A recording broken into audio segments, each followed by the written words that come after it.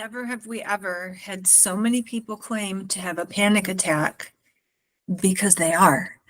The stress that people are enduring and have been experiencing the last several years has gotten to the point of almost no return. So I hear so many people say that anxiety and panic attacks are trending, or it's like the trendy thing to do. Nobody wants to feel like they're losing control or they cannot get a grip on their self in the moment. Nobody wants to feel that way. It's not a choice. It is what is happening as the result of stress over an extended period of time. And anxiety attacks, panic attacks, or anxiety in general looks different for everybody. What a mother experiences is not going to be the same as her child. A child chronically complaining of a stomach ache or a headache and just not feeling well enough to go to school is anxiety. And there are many reasons that this could be happening or going on. And we have to look at the mind body disconnection that's happening during this time. And this is something that has been programmed into us from past traumas that we have not appropriately processed from early adulthood, teen years, childhood, even through the parental lines, transgenerational. Anxiety is something that has to be taken care of, especially if you are one of those people that are stunned by panic attacks or crippled by anxiety attacks. So a lot of times when we say we have to process these, somebody will say, but I don't remember what my past traumas are. How can I get rid of these experiences now if I can't remember the memory that triggered it? And you don't have to have a memory that triggers it. You just have to understand that the reason you are acting the way you are now because of the way stress is affecting you is because of the way you've acted in the past to stressors affecting you. You have to get better at feeling the here and the now and being present. And we are so unconsciously disconnected. We are so unplugged from our mind to our body that we have to learn to consciously plug them back in and understand how our thoughts are contributing or causing our physical sensations. So when you get this current sense of your body in the here, in the now, in the current day, that gives you the opportunity to take control over what's happening now so you can relate it to how you've always experienced stressful times.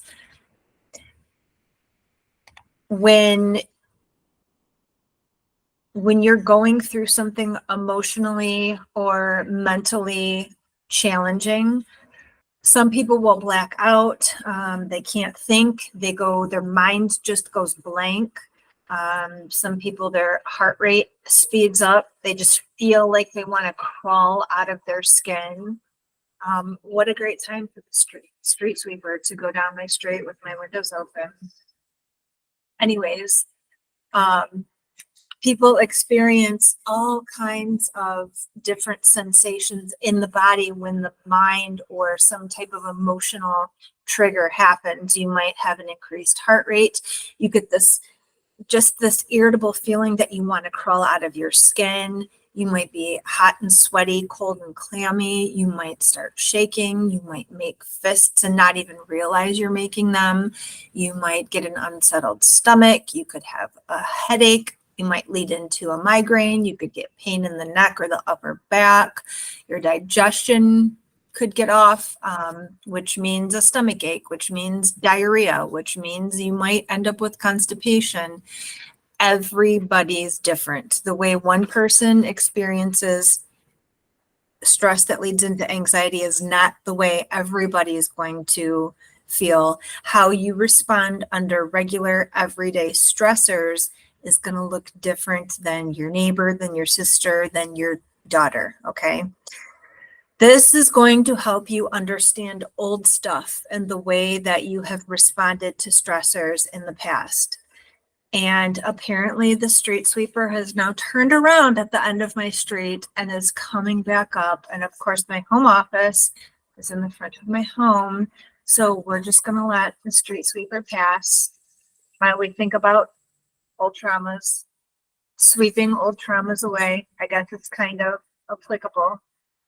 Thank you, street sweeper. So anyways, you have to be able to be with what's happening in the current moment. Once you build this internal capacity or you create the space, you can start to dissipate that feeling or that nervous belly, or you can't breathe, or your legs are weak and your hands are shaking. We need to be with these sensations. So a lot of times you'll hear somebody refer to it as riding the wave. If you think of the wave coming in and it comes up and it crashes up against the wall and then it has to roll back. And then when it comes back, it goes a little bit further and comes back a little bit stronger. If you think of your emotions in the same way, if you start to feel that emotion come in, if somebody says something that hurts your feelings or makes you uncomfortable or really strikes a nerve, and it starts to build up, and now you're unsettled and your heart rate starts to increase and you can't breathe right and you feel like you're going to shit your pants and your legs are weak and you might even pass out because you can't breathe right. But then you go into this, all of this, these suggestions out there of take deep breaths, calm your mind, go into meditation state. And that's ruining your ability to see your way through these emotions, because what happens is you start to deep breathe and you pull yourself out of that dysfunctional way of thinking, which is creating this imbalance physically. And then hence you're having a panic attack or an anxiety attack, and it rolls right back. So you never quite process it. You made a thought you did because you did your deep breathing and you started to think about rainbows and unicorns and all of the great things in life. And then you just, what you're doing is saving it for later. So the way you deal with it is the way you've probably always dealt with it. You just tuck it back and find a different space and then move forward. So it might be gone because you forced it to be gone, but it's only gone for now. It's not gone in the long term. You have to be able to have the space to make your way through that entire sensation or situation. You have to pause and notice whether you can handle it. And I'm not saying that you have to do it in that very moment. If you don't have the capacity or the space to do it, and if you realize that you cannot handle it and it's just too intense and maybe you're not in the right situation to do it, don't do it. Save it for later. Save it until you can appropriately handle it. I mean, working in the lunchroom at your kid's school is probably not the best time and place to work through your emotions. You may want to use those deep breathing techniques until you can, be in a better time and place to handle that. So you want to assess the situation and make sure it's appropriate. Can I continue? Can I stay present and connected in the here and now? And the best way to do that is to, when this starts coming on, when these emotions start to roll in and somebody really pisses you off or says something and you don't know how to respond and you're getting all choked up and you feel like you want to cry and your knees feel like they're just going to snap and you're going to fall to the floor and you want to crawl under the nearest table and pull a black blanket over it. When you get there, you want to recite to yourself a series of questions so that you can make yourself safe in the present here and now moment. We're so far removed from being in the present moment that we actually have to practice it until it becomes a habit. And the best way to do that is to tell yourself, I am Stephanie. Obviously, don't tell yourself you are Stephanie, because I am Stephanie. You are not, unless your name is Stephanie. You want to tell yourself, I am whatever your name is. So I am Stephanie.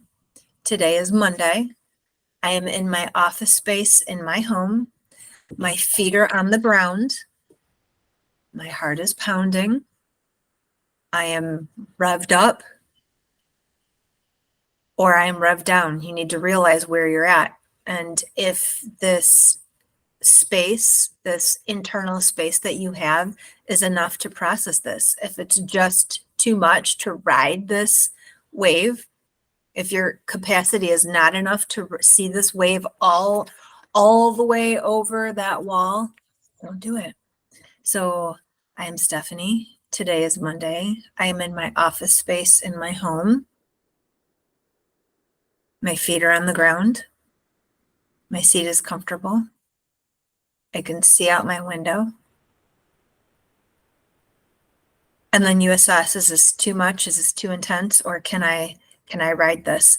Now, this is tricky because some people are just going to want to just jump out and save it for later. But if you can go through all those steps and realize that you are safe in your place and you can feel where you're at, feel the bodily sensation, then you want to ride yourself through it. However, if you can't and it's just too intense, then you want to pull yourself out of it. Then this is where deep breathing does come into play, where you control yourself out of the situation. So you pull yourself out, and that's when you'll go to your safe resource. So music that makes you feel good, calling a friend or a family member, something to squeeze or to squish, go for a walk. I do that often. I take several walks a day. If there's just a situation that is just a little too much and I feel myself being a little too much and I don't want to engage in the situation being too much, then I go for a walk. That is a safe place for me. You use this to tone yourself down, okay? The goal is to be with the feeling, though, until it goes away. That's how we process our emotions. That's how we connect the mind and those thought processes to the body and those bodily sensations that we get, that hot, sweaty feeling when we get a little nervous. That's how we want to connect it. And that's how we're going to process traumas that happened a long time ago, whether you remember them or not, or really crappy situations or relationships that used to make you get all nervous and choked up. That's how you process them, by being in the here and now and learning how to deal with and dissipate the way it makes you feel now. Changes everything, changes the way you've always done it. So you have to get to the point where you can say to yourself, yes, I am willing to be with this sensation until it's gone without pulling myself out. It's a commitment that you have to make to yourself. Just because I say this and tell you that this is going to be good for you in dealing with negative experiences that lead to panic attacks, doesn't mean that you're actually going to do it. You have to make the commitment to actually do this. Just keep in mind when you're going through it, do not try to control your breath. That is pulling yourself out. Be with whatever breath comes until it regulates. So if you think of, let's use nature for the ideal example, actually. And a mother, let's say a mother deer sees a coyote approaching her baby deer, and she goes running after her baby to save her baby, and the coyote starts running at the same time, and they're both going at the baby at the same time. Mom's survival mode has kicked in, and all of her energy is now being used in her fight or flight nervous system state to charge after her baby and get the coyote away to get her baby to safety. So she's breathing a lot heavier, her heart rate's up, her blood is flowing to her major muscle group so she can run. Once she snatches her baby and breaks away to safety and she feels secure and the coyote is gone, her breath will return to normal naturally. Mama deer is not thinking, okay, deep breath in, 8 counts, breathe out 7, hold 4. She's not doing any of that. She is experiencing the breath at however it's happening in the moment, and then it's going away because she's not going to store that traumatic experience somewhere in her dear body, her precious dear body. She is naturally going to eliminate it. It's us humans who get all effed up in our minds and keep replaying these traumatic or negative experiences that we just can't let go of that make us sick. Okay. So as time passes with practice, you're going to notice, whoa, I am handling stressful situations way better than I ever used to. And you might notice that I am shaking a little. Maybe I'm feeling a little cold, or my knees are weak, or my legs feel like jello because my feelings are hurt. But here are my responses that I've had from the past, my past hurts and my past wrongs. I'm feeling this now. And you go into my name is Stephanie. Today is Monday. I'm in the office space in my home. My feet are on the ground. I feel my butt in my chair and my back on the back of my comfy chair. I see my puppy sitting on the bench next to me. I hear the birds chirping outside. And this will lead your perception of safety into a state of balance. So we have anxiety and panic attacks because not only is our endocannabinoid system out of balance from all of these stressors over the course of the years, but your autonomic nervous system is out of whack. So this giving yourself this perception of safety brings you to this sense of balance, a perception of balance. And that's what your body wants. That's what your mind wants. Nothing but homeostasis, which is balance. Every system, every organ, every gland, everything that your body does has a goal of getting you to homeostasis always, to be able to build this capacity or this space that I'm talking about so that you can start getting rid of that stored junk. You can start releasing it. You can start releasing that very heavy feeling every time you see your aunt that used to say the darndest things that just really pissed you off, but made you bite your tongue and you just got an upset stomach and it put you in knots and gave you constipation for 3 days. Okay, so it's giving you the capacity to start releasing that stored emotion because your perception changes and you can see clearer and you can bring yourself to what is actually safe. And once you realize I'm here right now, and you can prove to yourself and give yourself that sense of safety, your body will start to find that balanced state of being. So you want to pay attention to how you feel when you're going through the difficult stuff. Pay attention to how you felt when you were going through difficult stuff in the past as a young adult, as a teen, as a child, as a small child. Were you allowed to feel and to express everything, or were you told to bite your lip, tuck it away, put your crybaby away, wipe those tears away, tough it out, and get up and dust it off? Because although a lot of parents said that and they were just doing the best they could with what they had and with what they knew, they were actually disservicing you and your future emotional state, and actually causing your anxiety, being one of the causers to your anxiety as an adult. But the good thing is now you can be better at this because you know better. So you can make your poops better, your stomach aches go away, you can make your digestion improve, you can help your sleep, you can get rid of insomnia, you can do so many things. This is not the end all be all, but it is one of the most important ways to balance your autonomic nervous system, to support your endocannabinoid system, and to make you feel better. It is a way to release past traumas and the way they lead to anxiety now by being in the present moment, here and now.